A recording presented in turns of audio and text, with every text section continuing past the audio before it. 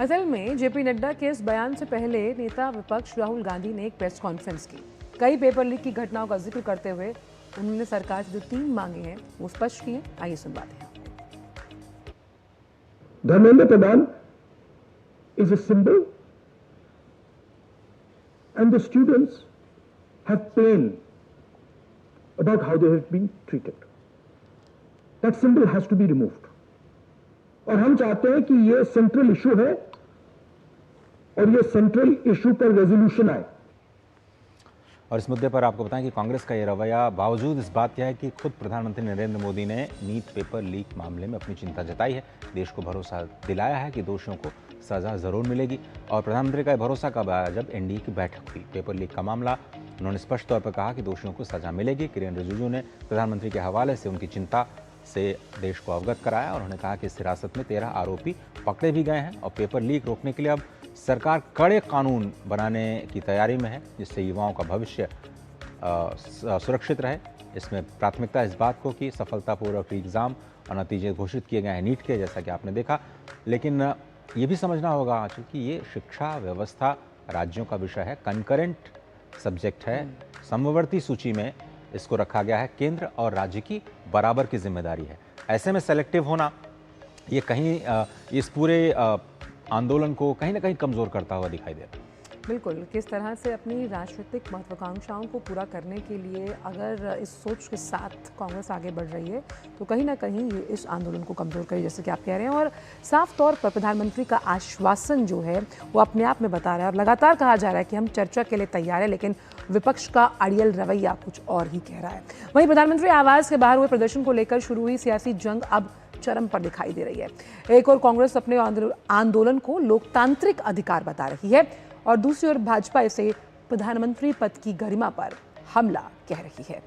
Paper leak में यह सियासत किया गया और राहुल गांधी और कांग्रेस का दावा है कि उन्होंने छात्रों के ऊपर जो एट्रॉसिटीज हुई उनके खिलाफ प्रधानमंत्री के आवास पर जाकर धरना दिया और अब बीजेपी कांग्रेस के खिलाफ सड़कों पर है।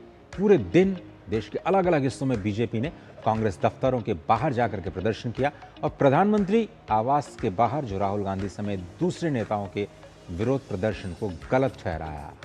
बीजेपी ने इस विरोध के दौरान दोनों दलों के कार्यकर्ताओं के बीच झड़पें भी हुई, कहीं कहीं पुलिस को भी बीच बचाव करना पड़ा। वहीं भाजपा नेताओं और कार्यकर्ताओं का मानना है कि कांग्रेस देश की लोकतांत्रिक संस्थाओं को बदनाम कर रही है और प्रधानमंत्री आवास के बाहर किया गया प्रदर्शन पूरी तरह दुर्भावनापूर्ण है। दिल्ली से लेकर पटना, जम्मू, भोपाल, हैदराबाद, विजयवाड़ा, तिरुवनंतपुरम, मुंबई, अहमदाबाद और रांची तक भाजपा कार्यकर्ता सड़कों पर उतर आए हैं। तो पेपर लीक पर घमासान आप देख सकते हैं अलग अलग विंडोज के जरिए। जयपुर, बेंगलुरु, विजयवाड़ा, चंडीगढ़, यहाँ पर प्रदर्शन चल रहा है। कुमार आलोक हमारे वरिष्ठ संवाददाता इस मुद्दे पर जानकारी देने के लिए हमारे साथ हैं। कुमार आलोक बहुत धन्यवाद। क्या अभी अपडेट है, हम आपसे समझना चाहेंगे और कब तक ये भरोसा मिले कि इस पर कोई सार्थक बातचीत की शुरुआत होगी?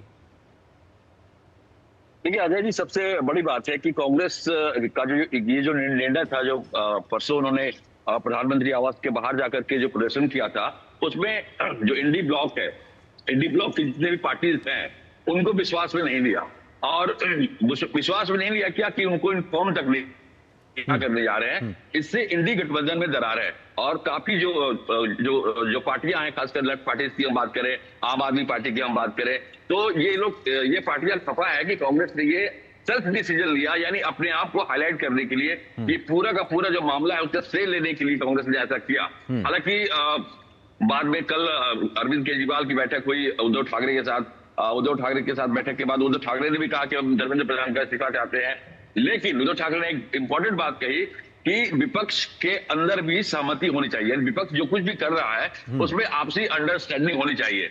अरविंद केजरीवाल ने भी बाद में कहा कि हम चाहते हैं कि धर्मेंद्र प्रधान का इस्तीफा चाहते हैं, लेकिन अंडरस्टैंडिंग की बात उन्होंने भी कही। यानी सीधे सीधे नहीं कहा कि कांग्रेस ने सेल्फ डिसीजन लिया या कांग्रेस खुद श्रेय लेना चाहती है, लेकिन इंडिकेट जरूर किया। लेकिन अगर आप देखें संजय सिंह का ट्वीट देखें कल का, या आतिशी का आप ट्वीट ये एक्स पर उनका पोस्ट देखें, तो उन्होंने साफ साफ कहा कि कांग्रेस श्रेय लेने की कोशिश कर रही है। और जो अभिजीत दीपके का जो आंदोलन उन्होंने शुरू किया, उसको हरास करने के लिए कांग्रेस मैदान में उतरी है। लेकिन कल का जो प्रेस कॉन्फ्रेंस था राहुल गांधी का, राहुल गांधी ने जो उनकी 3 मांगे हैं, या पहली कांग्रेस की 3 मांगे हैं कि पहले कि धर्मेंद्र प्रधान इस्तीफा दे, दूसरा जो एट्रोसिटीज हुई है, छात्रों पर पुलिसिया कार्रवाई हुई है उसमें उन पुलिस कर्मियों को दंडित किया जाए, और तीसरा नरेंद्र मोदी जो प्रधानमंत्री हैं वो माफी मांगे देश से इस घटना के लिए। ये जो 3 कांग्रेस का डिमांड है, तभी हम संसद का सत्र चलने देंगे। लेकिन जब एक पत्रकार ने पूछा कि क्या ये जो मांगे हैं उस पर आप अडिग रहेंगे और संसद को नहीं चलने देंगे, तो विपक्ष को कैसे आप विश्वास में लेंगे?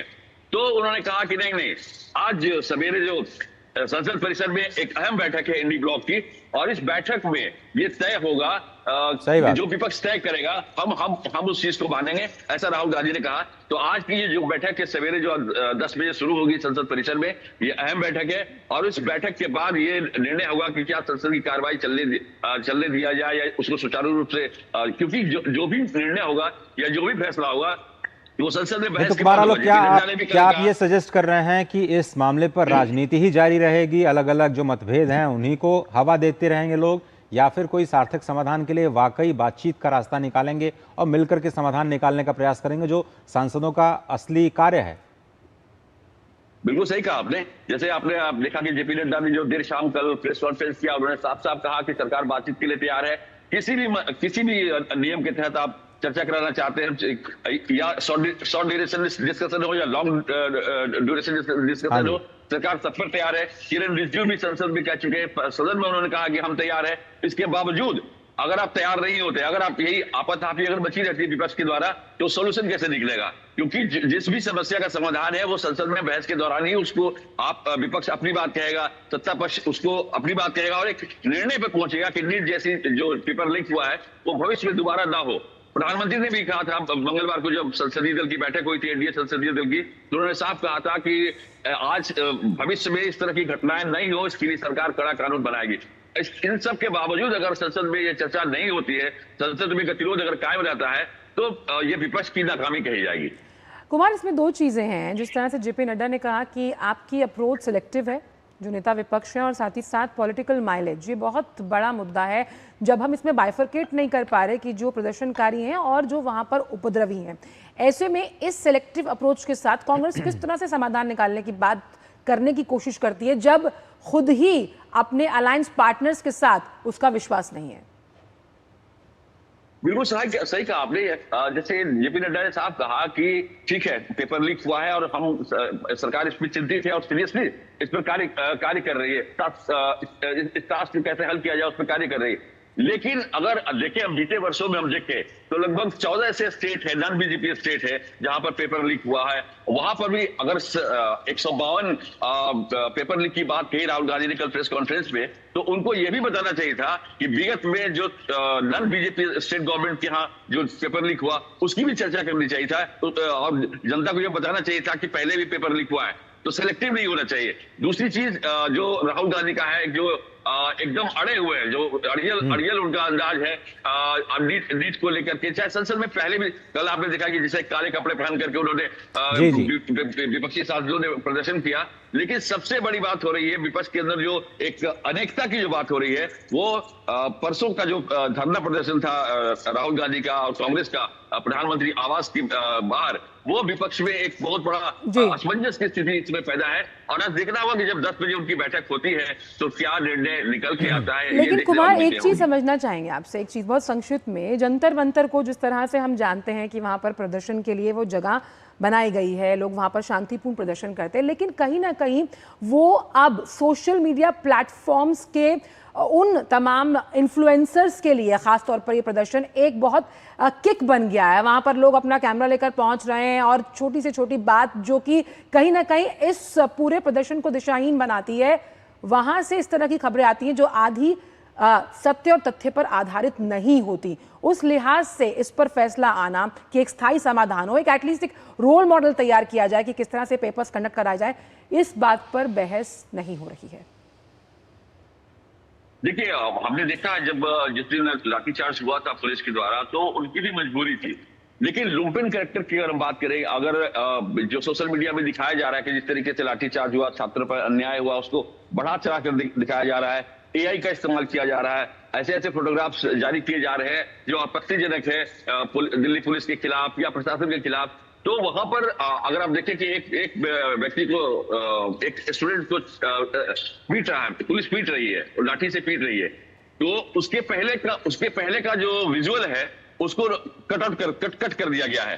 पहले उस लड़के ने उस पुलिसकर्मी के आंख में स्प्रे मारा, स्प्रे जो जहरीला स्प्रे था। उसके बाद जब आंख में उसका स्प्रे पड़ा तो उसने गुस्से से वो लाठी चार्ज किया या एक या दो लाठियां। तो ये इन चीजों का इन्फ्लुएंसर इस्तेमाल कर रहे हैं। पब्लिक में पहले भी दिल्ली पुलिस कह चुकी है कि भ्रामक तथ्यों पर आप नहीं जाएं। दिल्ली पुलिस के द्वारा जो बयान जारी किया गया है कि तरह तरह की चीजें जो सोशल मीडिया में दिखाई जा रही है वो भ्रामक है और पब्लिक को उकसाने की तैयारी की जा रही है।